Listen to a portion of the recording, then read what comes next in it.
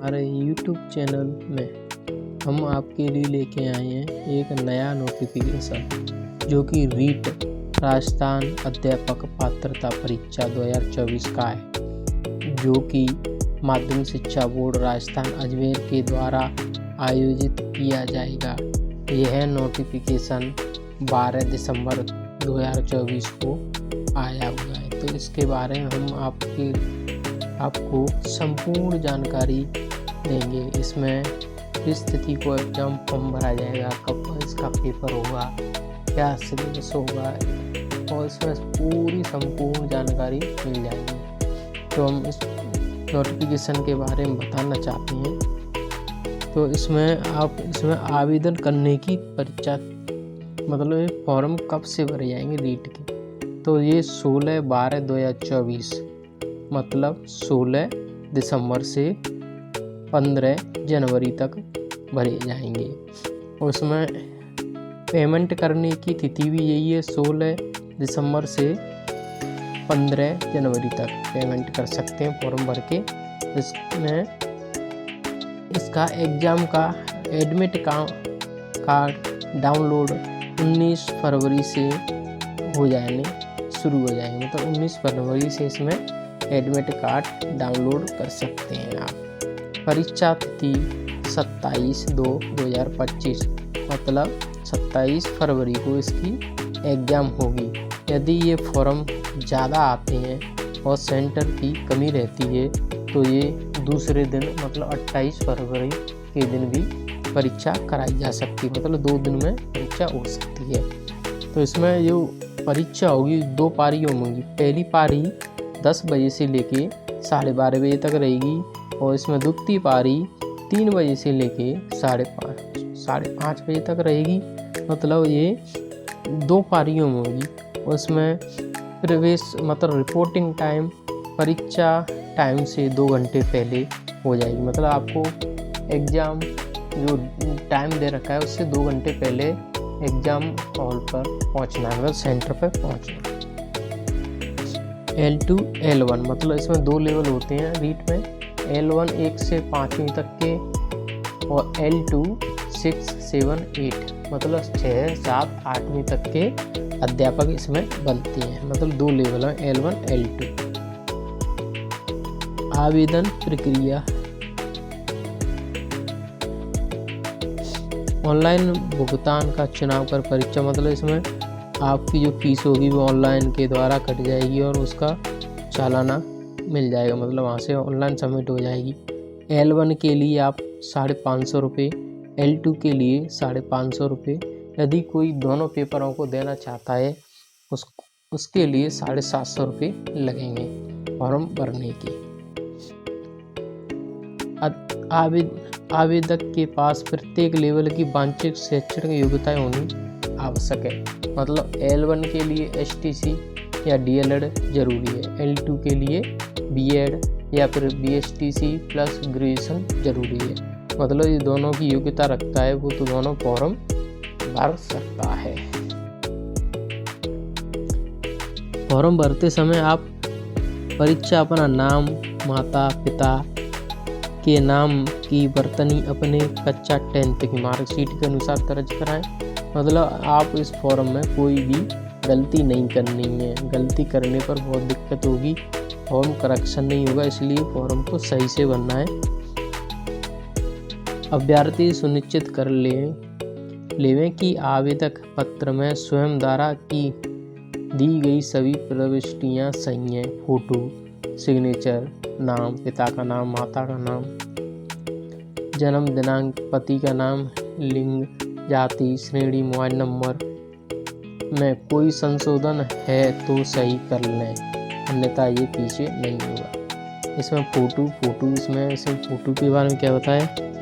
मतलब चश्मा लगा के आप फ़ोटो नहीं खिंचवाना है, सादा सिंपल फ़ोटो खिंचवा के अपलोड करनी है इसमें। और आवेदक कक्षा 10th की अंकित तालिका अपलोड करनी है, मतलब 10वीं की मार्कशीट भी अपलोड करनी है। और किसी भी स्टूडेंट को या अभ्यर्थी को 1 से 2 फॉर्म नहीं भरने हैं।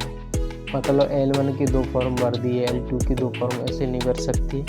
यदि कोई व्यक्ति उसकी शैक्षणिक योग्यता पात्र होता है तो दोनों फॉर्म भर सकता है, L1 L2 के।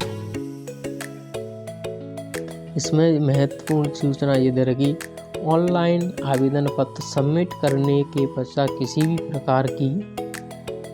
भी प्रकार का संशोधन नहीं किया जाएगा, मतलब कोई भी करेक्शन नहीं होगा। इसलिए फॉर्म भरते समय सही तरह से चेक कर लें। कई बार कोई नाम में, डेट ऑफ बर्थ में, माता पिता के नाम में कोई भी गलती तो नहीं हुई है, तो उसको सही तरह से चेक कर लें। यदि गलती होती है तो अयोग्य हो सकते हैं, मतलब आपको डिस्क्वालीफाई कर सकते हैं।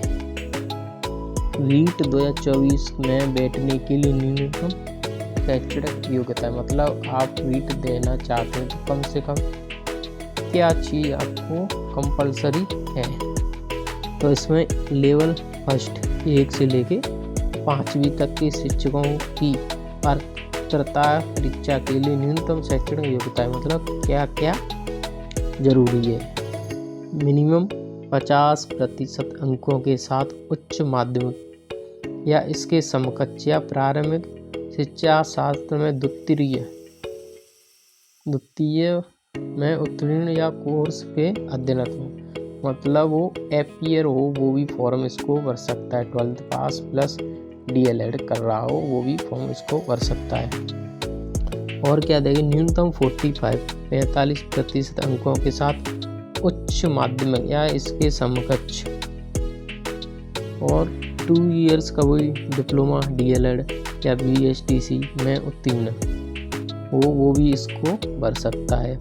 50% या उच्च माध्यमिक या इसके समकक्ष 4 वर्षीय प्रारंभिक शिक्षा शास्त्र में स्नातक BLED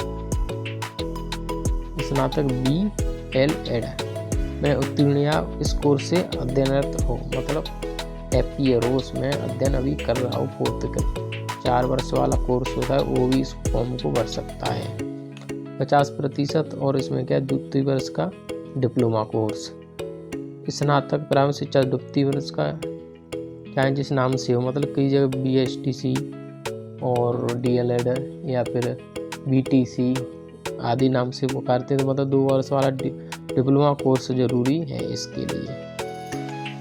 और कक्षा 6 और 8 मतलब लेवल 2 के लिए शिक्षकों की पात्रता परीक्षा के लिए न्यूनतम शैक्षणिक योग्यता क्या क्या होगी।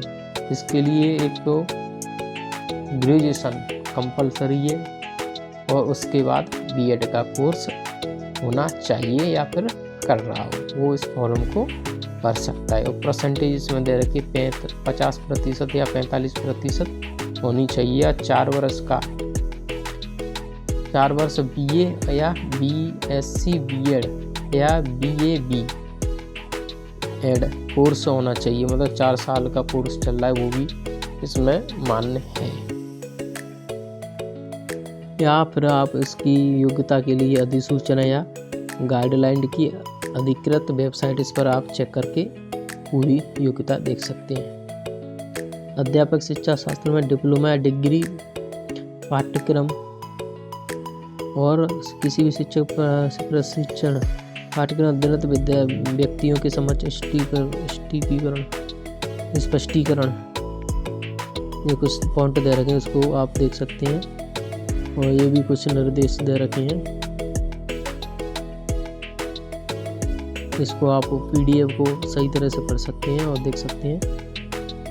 अब इसमें कोर्स है, मतलब सिलेबस में क्या है, जिस तरह से पूरा सिलेबस आएगा। और नॉर्मल इसमें दे रखा है सिलेबस 150 अधिकतम अंक, मतलब 150 अंक रहेंगे और 2.5 घंटे का आपके पास टाइम रहेगा, 1 से लेकर 5वीं कक्षा तक के अध्यापक के लिए। लेवल 1 के लिए तो लेवल 1 के खंड में निम्न खंड मतलब बांट रखे। पहला खंड, इसमें आगे बाल विकास एवं शिक्षण विधियाँ, साइकोलॉजी इसमें हो जाएगी, इसमें 30 क्वेश्चन आएंगे। खंड 2 भाषा फर्स्ट, हिंदी, अंग्रेजी, संस्कृत, उर्दू, सिंधी, पंजाबी, गुजराती, इसमें से कोई एक भाषा चयन करनी, इसके 30 क्वेश्चन आएंगे। खंड 3 में इसमें भाषा सेकंड आएगी, हिंदी, अंग्रेजी, संस्कृत, उर्दू, सिंधी, पंजाबी, गुजराती, इसके भी 3 क्वेश्चन आएंगे। तो इस भाषा सेलेक्ट करने में आप सही तरह से कर लें, फर्स्ट में कौन सी हिंदी लेना चाहते हैं या फिर इंग्लिश। सेकंड में हिंदी या इंग्लिश, या फिर जो आपको अच्छी लगी वो सब्जेक्ट इसमें चॉइस करनी है। खंड 4 में गणित के 30 क्वेश्चन हो जाएंगे। खंड 5 में पर्यावरण अध्ययन के 30 क्वेश्चन हो जाएंगे। तो इस प्रकार L1 के ये सिलेबस हो जाता है। 30 टोटल 150 क्वेश्चन हो जाएंगे और 150 नंबर के रहेंगे। प्रश्नों का स्तर और प्रकृति, तो इसमें स्तर वही रहता है। इसमें आप देख सकते हैं, इसमें लिखा है, ये लिखा है कठिनाई स्तर सेकेंडरी कक्षा 10th तक का होगा। मतलब कक्षा 10th तक की आप राजस्थान बोर्ड की जितनी भी किताब है, साइंस की, पर्यावरण की या विज्ञान की या फिर सामाजिक विज्ञान की, गणित की, सबको पढ़ सकते हैं। उसमें से पेपर के क्वेश्चन ज़्यादातर है सभी आ जाएंगे। और L2 मतलब कक्षा 6 से लेकर 8वीं तक के 150 इसमें क्वेश्चन आएंगे और 2.5 घंटे का टाइम है। तो इसमें पहले खंड में वही साइकोलॉजी, बाल विकास एवं शिक्षण विधियाँ 30 नंबर की, हिंदी भी दे रखी है, भाषा। खंड सेकंड में भाषा फर्स्ट, हिंदी, अंग्रेजी, संस्कृत, उर्दू, संधि, पंजाबी और इसकी शिक्षण विधियाँ 30 क्वेश्चन इसके हो जाएंगे। भाषा सेकंड में हिंदी, अंग्रेजी, उर्दू वही सभी और शिक्षण विधियाँ 30 क्वेश्चन इसके भी हो जाएंगे। खंड 4 में गणित और विज्ञान शिक्षण हेतु और गणित और विज्ञान विषय, इसमें मतलब इसमें 60 क्वेश्चन आएंगे गणित और विज्ञान के, और उसकी शिक्षण विधियाँ आएंगी। इस प्रकार से 150 क्वेश्चन इसमें भी हो जाते हैं। इसमें कठिनाई का स्तर इसमें दे रखा है 12th तक, सीनियर सेकेंडरी कक्षा 12th तक का कठिनाई का स्तर रहेगा। मतलब आपको कक्षा 12th तक की राजस्थान बोर्ड की किताब पढ़ लेनी है अच्छे से। परीक्षा प्रक्रिया आयोजन, तो परीक्षा इसमें डेट दे रखी है 27/2/2025, 27 फरवरी 2025 को आपकी एग्जाम होगी। यदि इसमें स्टूडेंट ज़्यादा होते हैं, फॉर्म ज़्यादा आते हैं, तो आपकी परी नेक्स्ट पारी मतलब 28 या 1 मार्च को हो सकती है। वो डिपेंड करेंगे फॉर्म इसमें कितने आ रहे हैं। टाइमिंग दे रखी इसमें, पहली पारी की दे रखी 10 बजे से 12:30 बजे तक, और सेकंड पारी की दे रखी 3 बजे से लेकर 5:30 बजे तक। और इसमें जो टाइमिंग दे रखी उससे 2 घंटे पहले आपको एग्ज़ाम सेंटर पर पहुंचना है। रिपोर्टिंग हुई जाएगी 2 घंटे पहले से चालू हो जाएगी। इसमें बुकलेट के बारे में दे रखा है। इसमें ऑप्शन दे रखे हैं 1 2 3 4, मतलब ABCD, और एक फिफ्थ ऑप्शन होता है E, वो चलता है। यदि कोई भी आप आंसर नहीं देना चाहते तो E वाला ऑप्शन पे गोला भर के आना है। इसमें नेगेटिव नहीं है, रीट वाले में 150 प्रश्न आएंगे। ओमआर सीट के बारे में इसमें कुछ दे रखा है। ओरिजिनल वहाँ पर जमा हो जाती है, उसको सिग्नेचर हो जाते हैं और उसकी जो कार्बन पेपर होता है वो हमारे पास आ जाता है। हाँ, ये ध्यान रखना। सबसे महत्वपूर्ण सूचना, किसी प्रश्न का उत्तर नहीं देना चाहते हैं तो उत्तर पत्रक के 5वें ई का गोला काला करें। मतलब ई वाला तो गोला भरना ही है आपको, ब्लू या काले पेन से करना है। वो यदि ई वाला छोड़ते हैं तो 1/3 नेगेटिव हो जाएगी। और 10% से अधिक प्रश्न आप 5 विकल्प में से कोई भी नहीं भरते हैं तो आपका विकल्प नहीं करता है तो अयोग्य होगी, मतलब आपकी पेपर ही नहीं चेक होगा।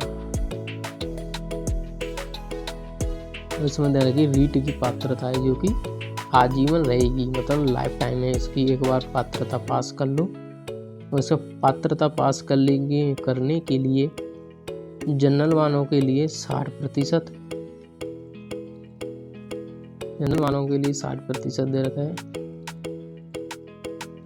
रीट 2024 के लिए न्यूनतम उत्तीर्णांक मतलब मिनिमम कितने प्रतिशत आपको अंक लाने होंगे जिससे कि प्री आपका एग्जाम क्वालिफाई हो जाए और मेंस में आप बैठ सकें। तो सामान्य अनारक्षित मतलब जनरल वालों के लिए नॉन TSP एरिया में प्रतिशत और TSP एरिया में भी 60% अंक लाने हैं।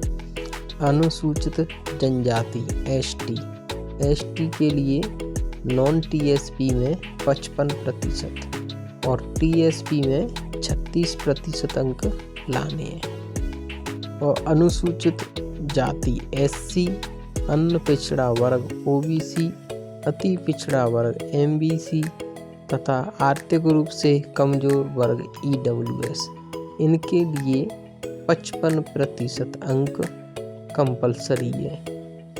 मतलब इन सभी के लिए जो 55% लाना जरूरी है। समस्त श्रेणी की विधवा, परित्यक्ता महिलाएं,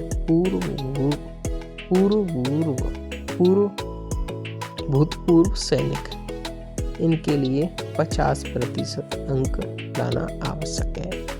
और दिव्यांग, निःशक्त जन श्रेणी के नियमानुसार आने वाले समस्त व्यक्तियों के लिए 40% अंक लाना जरूरी है। शहरिया जनजाति के व्यक्ति के लिए 36% शहरिया क्षेत्र वालों के लिए अंक लाना जरूरी है, जिससे कि इनका प्री रीट एग्जाम क्वालिफाई हो जाए और मेंस एग्जाम में बैठ सकें। तो ये तो रही इसकी मिनिमम प्रतिशत अंक कितने चाहिए जिससे कि मेंस में बैठ सकें।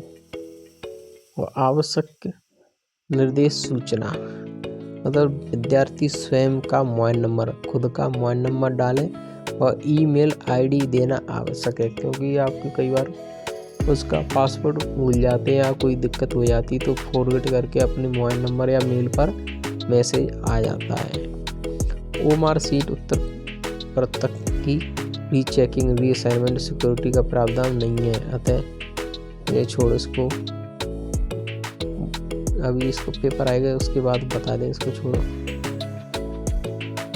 हाँ ये देख लो, अपना आधार कार्ड में उसमें मतलब फोटो अपलोड किया था, मतलब जो आपने फॉर्म भरते समय आधार की फोटो को भी उसमें लगाई है, उसको बायोमेट्रिक सत्यापन कराया जाएगा, तो उसके टाइम पे ये जरूरी है।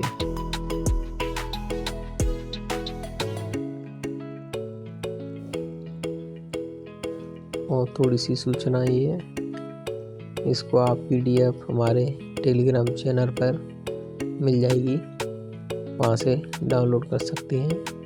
तो रीट की ये कुछ सत्यापन वाले फॉर्मेट दे रखे हैं, जो कि क्लियर होने पर या आपका सिलेक्शन होने पर घोषणा पत्र इनकी ज़रूरत पड़ती है, ये 2 दे रखे हैं।